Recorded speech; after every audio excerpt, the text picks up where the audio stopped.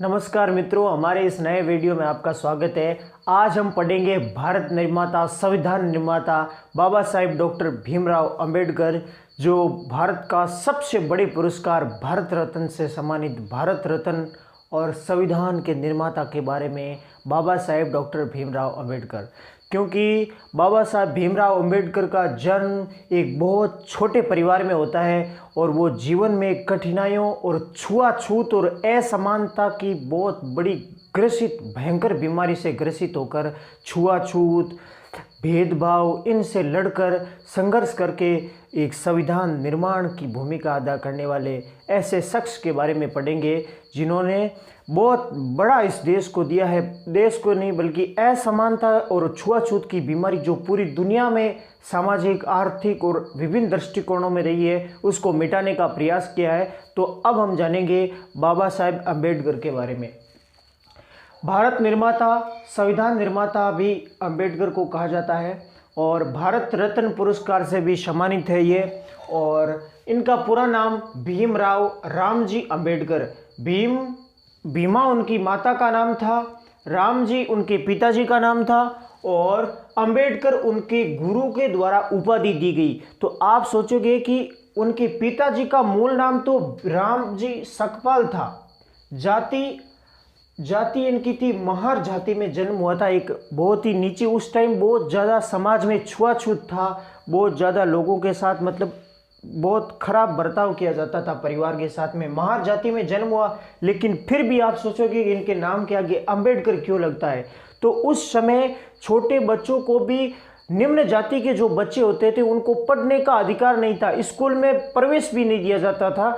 तो एक उस शिक्षक ने, जो अंबेडकर एक ब्राह्मण शिक्षक था, उस शिक्षक ने सोचा कि अगर ये बालक पढ़ने में बहुत ज़्यादा तेज तरार है और ये बालक बड़ा होकर एक समाज में बड़ा परिवर्तन कर सकता है, इसलिए उसने खुद की उपाधि अंबेडकर, जो आगे आएगा एक, ये उनके गुरु थे ब्राह्मण कृष्ण केशव अंबेडकर। इन्होंने, गुरु ने अपनी खुद की उपाधि अंबेडकर भीमराव के आगे लगाकर इस बालक को एक नए रूप में, उसके जीवन को नई दिशा देने का प्रयास किया था। तो अब हम पढ़ेंगे उनके जीवन परिचय के बारे में। बाबा साहेब डॉक्टर भीमराव अंबेडकर का जन्म 14 अप्रैल 1891 को हुआ और उनकी मृत्यु 6 दिसंबर 1956 को नई दिल्ली में होती है। और 1956 को मृत्यु के समय इन्होंने बौद्ध धर्म को ग्रहण कर लिया था, क्योंकि उनके जीवन में एक परिवर्तन की दिशा थी। इसके अनुसार उन्होंने बौद्ध धर्म ग्रहण किया था। और जो उनका एक अंतिम एक व्यक्ति जब जीवन को पूरा करता है, मृत्यु को प्राप्त होता है, उसका जो अंतिम संस्कार किया जाता है, तो बाबा साहेब अंबेडकर का भी अंतिम संस्कार है वो हिंदू मान्यताओं के अनुसार नहीं बल्कि बौद्ध धर्म की मान्यताओं के अनुसार किया गया है, क्योंकि उन्होंने मृत्यु से पहले है वो बौद्ध धर्म को ग्रहण कर लिया था। और इनका जन्म महू मध्य प्रदेश में, जो मध्य भारत का हिस्सा था उस टाइम आज़ादी से पहले, 1891 में हुआ था। और इनकी पत्नी, 2 पत्नियां थी। पहली पत्नी का नाम रमाबाई था, जिसकी जो 1906 से 1935 तक इनकी पत्नी रही थी। बहुत छोटी उम्र में, 10 या 15 साल की उम्र में बाबा साहेब की शादी कर दी गई। और 1935 में जब इनकी पहली पत्नी की मृत्यु हो गई तो उनकी एक दूसरी शादी हुई, जिस पत्नी का नाम था सविता अंबेडकर। ये एक ब्राह्मण विदुषी, ये बहुत महान महिला थी, क्योंकि महान महिला ही थी जिसके कारण एक निम्न कुल के व्यक्ति के साथ में शादी करके जो छुआछूत की भावना है उसको मिटाने का प्रयास किया था। बहुत ही विदुषी महिला थी सविता अंबेडकर, जो 1948 में शादी हुई थी। ये एक ब्राह्मण महिला थी।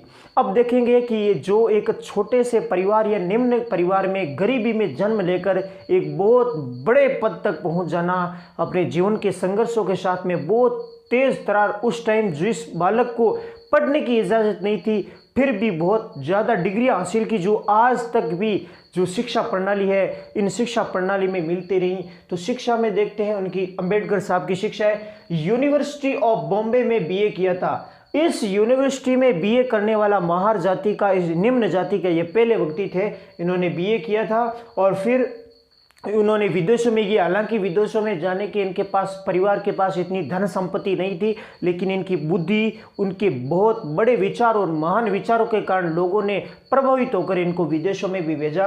पहले हम जान लेते कि कौन से विश्वविद्यालय से इन्होंने कौन सी शिक्षा ग्रहण की। कोलंबिया यूनिवर्सिटी पढ़ती है अमेरिका में, वहाँ से उन्होंने एमए किया और पीएचडी की। देखो बहुत बड़ी बड़ी डिग्रियां हासिल की है, जो आज तक भी पढ़े लिखे विद्वान लोग, इनका इतना दिमाग है वो विस्तृत था। और लंदन ऑफ स्कूल अमेरिका से तो इन्होंने एमए और पीएचडी करी। लंदन स्कूल ऑफ इकोनॉमिक्स से इन्होंने एमएससी और डॉक्टर से साइंस किया था। एमएससी और डीएससी की थी इन्होंने लंदन स्कूल ऑफ इकोनॉमिक्स से। और ग्रेज इन एक महाविद्यालय का नाम है, वहां से उन्होंने बैरिस्ट्री और लॉ की पढ़ाई की। देखिए सब आर्ट्स, साइंस, लॉ, सब प्रकार की बैरिस्ट्री की उपाधि, बहुत मतलब दिमाग से उन्होंने सब प्रकार की उपाधियां मतलब डिग्रियां धारण की थी। इनका दिमाग बहुत विस्तृत दिमाग, इनकी शिक्षाओं को देखकर भी हम पता लगा सकते हैं कि पढ़ने में कितने बुद्धिजीवी और कितने महान थे, उनके विचारों से हम जान सकते हैं। अब हम पढ़ेंगे इनके पिता का नाम रामजी सकपाल, जो रत्नागिरी महाराष्ट्र में महार जाति के रहने वाले थे। और इनके जो पूर्वज थे ना, दादाजी, परदाजी जी, ये सब ब्रिटिश ईस्ट इंडिया कंपनी में सैनिक के रूप में काम करते थे। इनकी माता का नाम भीमा सकपाल, जो भीमा सकपाल था, और इनके पूर्वज ब्रिटिश ईस्ट इंडिया कंपनी में काम करते थे। और ये जीवन में बहुत ज़्यादा कठिनाई और संघर्षपूर्ण जीवन था इनका, अंबेडकर साहब का। और कहा जाता है कि अंबेडकर जब छोटे थे तो इनके पिताजी ने एक स्कूल में पहला नाम लिखाया, दाखिला करवाया। तो उस टाइम ब्राह्मण या उच्च कुल के बच्चे को ही पढ़ने की इजाज़त थी, निम्न कुल के बच्चों को पढ़ने की इजाज़त नहीं थी। तो जैसे ही उनके पिताजी ने उस स्कूल में उसका नाम लिखाया, तो जैसे ही अंबेडकर छोटा बच्चा, हम जानते हैं कि कुछ जानता नहीं, सीधा ही किसी के घर में चला जाता है, क्योंकि ये महार जाति के, छोटी जाति के थे। तो जैसे ही वो अंबेडकर है वो स्कूल में प्रवेश किए कक्षा में, तो सारे बच्चे उठ करके बाहर चले गए। जैसे ही गुरुजी आए तो गुरुजी ने देखा कि सब बच्चे बाहर क्यों भाग रहे हो, तो सब बच्चों ने इशारा किया कि ये अंदर आ चुका है, अंबेडकर की ओर इशारा किया। तो वो जो उस स्कूल का गुरुजी था, तो उसने अंबेडकर को डांट फटकार करके बाहर निकाल दिया और सब बच्चों को वापस बिठाया। और अंबेडकर को कहा भी तेरे को अगर पढ़ाई करनी है इस स्कूल में, तो गेट के पास बैठ करके बाहर से सुन करके पढ़ाई करेगा, तेरे को ढंग से देखने की भी इजाज़त नहीं है। ऐसे शिक्षक पुराने समय में भी थी। आज ऐसे शिक्षकों को दुनिया भर में कहीं रहने की जगह नहीं है। भारत जैसी कर्म भूमि में ऐसे शिक्षकों की आज भी रहने की कोई जगह नहीं है, जो जाति पांति का भेदभाव करते हैं। जो शिक्षक अपने मन के भाव से भेदभाव रहित और अपने सब बच्चों को शिक्षा के समान अवसर दे, ऐसे शिक्षकों की भारत कर्म भूमि रही है। ऐसे शिक्षकों की भारत में ज़रूरत नहीं है जो भेदभाव करते हैं वो बच्चे और जाति पांति के साथ में। अब और अंबेडकर इतने दिमाग से प्रखर थे। एक गुरुजी जब अंदर पढ़ाते थे और गेट के पास बैठकर भीमराव अंबेडकर शिक्षा ग्रहण किया करते थे। जब गुरुजी बच्चों से पूछते, छोटे छोटे बच्चे थे, पूरी कक्षा भरी हुई रहती थी, बड़े बड़े कुछ छोटे छोटे बच्चे रहते थे।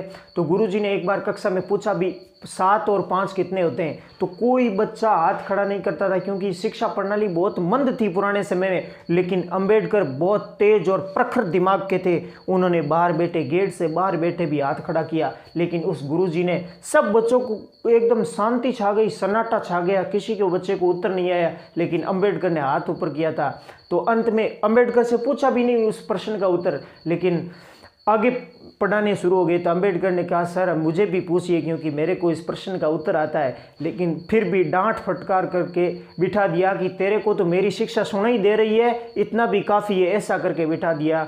तो इस प्रकार उस अंबेडकर के जीवन में ये बहुत बड़ा मतलब जीवन को कौंध गई ये घटना कि मेरे को इतना छोटा क्यों समझा जा रहा है, कक्षा के अंदर भी बैठने नहीं दिया जा रहा है, मेरा प्रश्न का उत्तर सुनने तक गुरुजी लालायित नहीं है। तो वो बच्चा अंबेडकर है, वो घर जाके अपने पिताजी को ये सारी कहानी सुनाते हैं।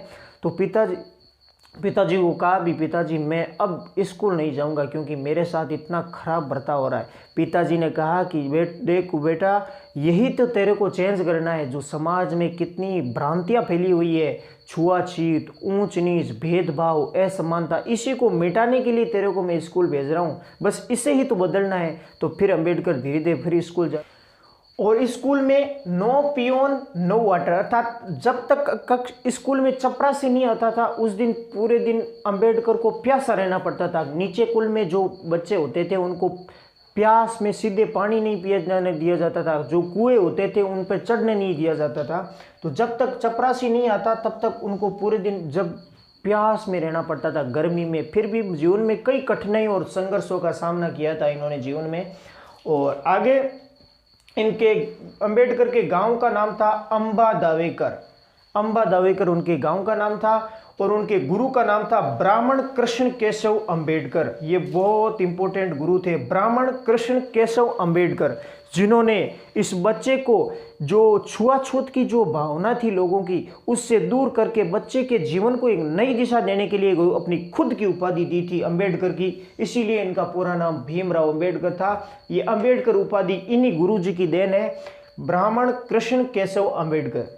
आगे की घटना है, एक आते हैं दादा केलुस्कर, जिन्होंने बुद्ध की जीवनी नामक एक बहुत बड़ा ग्रंथ है वो अंबेडकर को सौंपा था। जब ये दादा केलुस्कर अपने जो विश्वविद्यालय में जाते थे तो एक पार्क में बैठे हुए एक बच्चे को हर दिन देखते थे। 3-4 दिन उन्होंने नोटिस किया कि कॉलेज के अंदर बहुत बड़ी लाइब्रेरी लगी हुई है, बच्चे पढ़ रहे हैं, लेकिन एक बच्चा तेज धूप में भी पेड़ के नीचे बैठ के पार्क में पूरे दिन क्यों पढ़ता है और पूरी लगन के साथ पढ़ता है, हर चीज़ को मतलब नोटिस करता है, प्रत्येक चीज़ को नोट्स बनाता है, लिखते हुए हर चीज़ को बड़े ध्यान और लगन के साथ ये बच्चा बाहर क्यों पढ़ रहा है। तो 3-4 दिन तो उन्होंने ध्यान नहीं दिया। जब 5-6 दिन लगातार वो पढ़ रहा था तब केलुस्कर ने उसके पास जाकर बैठा कि बेटा आप कौन हो। तो जब अंबेडकर ने पूरी बात बताई कि मुझे लाइब्रेरी में एंट्री नहीं दी जाती है, मेरे साथ भेदभाव किया जाता है, इसलिए मैं बाहर पढ़ रहा हूँ। तो केलुस्कर ने उनकी बुद्धि और उनकी जो विचार थे, उन्होंने जाना कि ये बच्चा भारत के भविष्य को बदल सकता है, कुछ अलग कर सकता है। तो दादा केलुस्कर के सहयोग से केलुस्कर ने क्या किया, देखो केलुस्कर ने बड़ौदा के गायकवाड़ सयाजी राव तृतीय, ये बहुत बड़ौदा के राजा थे गायकवाड़ राजा सयाजी राव तृतीय, सयाजी राव तृतीय, ये इन्होंने इनसे पैसा लिया और बाबा साहब अंबेडकर को अमेरिका पढ़ने के लिए भेजा था दादा केलुस्कर ने। और जब अंबेडकर को 4 साल के लिए अमेरिका के लिए भेजा था तो 25 रुपये पर मंथ दिया जाता था। 25 रुपये पर मंथ के साथ स्कॉलरशिप के साथ 4 वर्ष के पढ़ने के लिए अमेरिका भेजा था। और 1913 में बाबा साहब भीमराव अंबेडकर अमेरिका पढ़ने के लिए गए थे और यूएसए में नवल नामक उनको पारसी मित्र भी मिला था, जो बहुत लंबे टाइम तक उनकी जो भीमराव अंबेडकर की आत्मकथा है उनमें ये सब चीज़ें लिखी हुई मिलती है। नवल नामक पारसी मित्र उनको अमेरिका में मिलता है। और नवल की भी एक बहुत बड़ी बात थी, नवल ने कहा कि हर किसी व्यक्ति का जन्म बड़े बनने के लिए नहीं होता। नवल पारसी जो अंबेडकर का मित्र था, उसने ये बात कही कि हर किसी व्यक्ति का जन्म बड़े बनने के लिए नहीं होता, बल्कि हर व्यक्ति बड़े बनने वाले व्यक्ति के जीवन में एक सीढ़ी का योगदान दे सकता है। अर्थात हर कोई व्यक्ति सुभाष चंद्र बोस नहीं बन सकता, हर कोई व्यक्ति गांधी जी नहीं बन सकता, हर कोई व्यक्ति शहीद भगत सिंह नहीं बन सकता।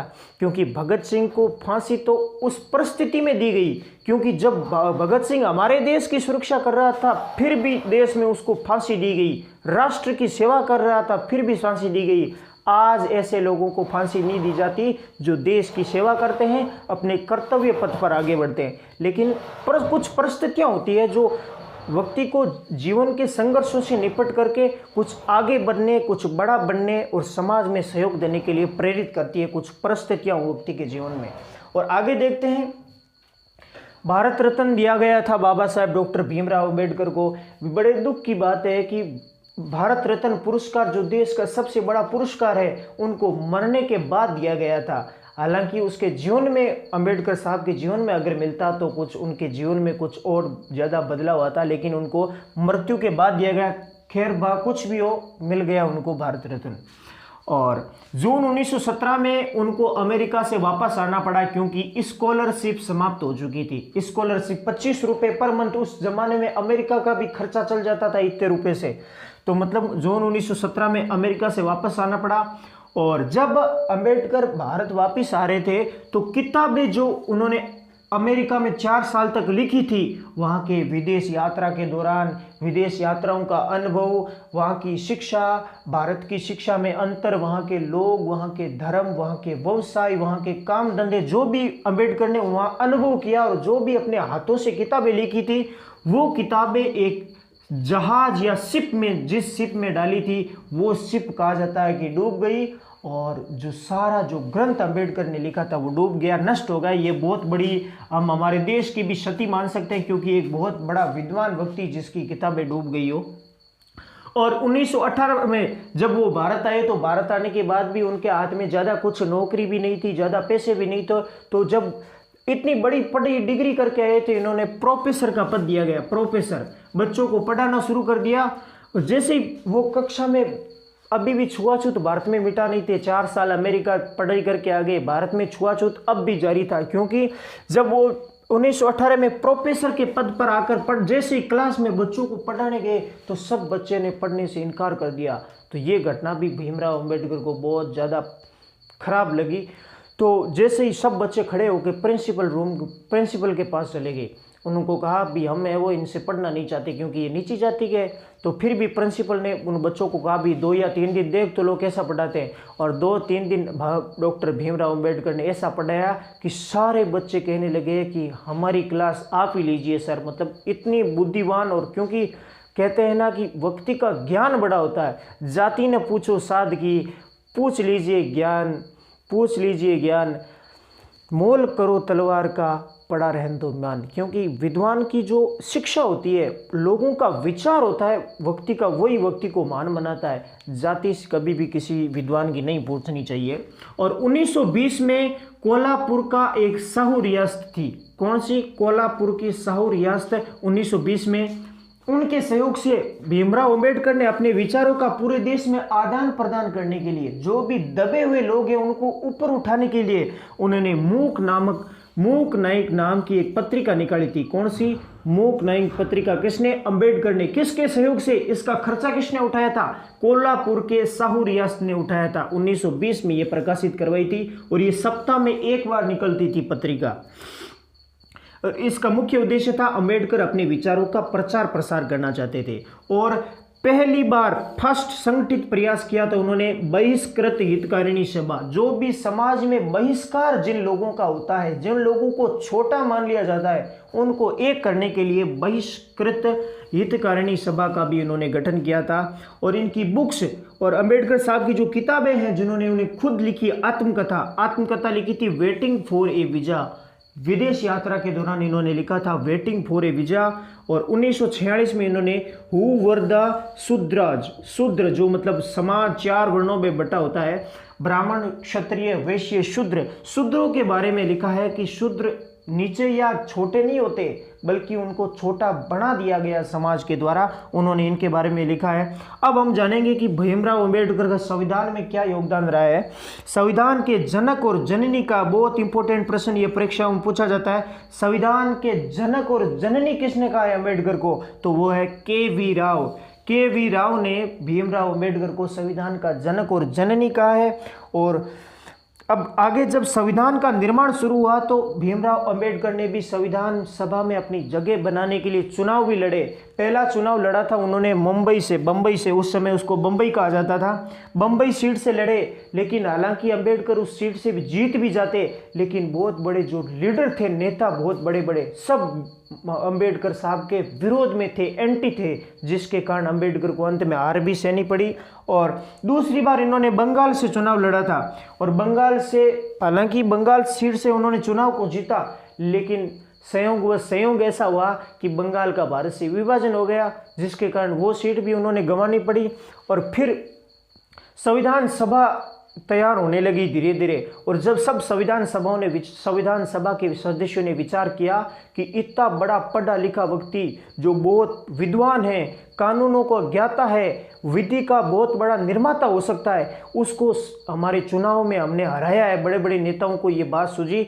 तो बी.एन. राव जो बहुत बड़े कानून के जानकार थे उस समय, बी.एन. राव ने डॉक्टर राजेंद्र प्रसाद पर दबाव बनाया कि आप कैसे ही करके डॉक्टर भीमराव अंबेडकर को एक कहीं से भी सीट दिलाकर संविधान सभा के सदस्य बनाए, क्योंकि यही एक व्यक्ति है जो इस देश का भविष्य बदल सकता है, इस देश के संविधान का निर्माण कर सकता है। क्योंकि उस समय पढ़े लिखे लोगों की बहुत बड़ी कमी थी।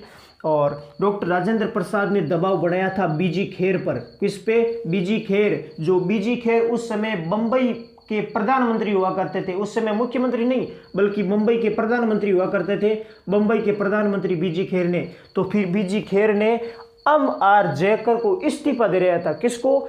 M.R. जयकर को इस्तीफा दे रहा के डॉक्टर भीमराव अंबेडकर को संविधान का सदस्य बनाया।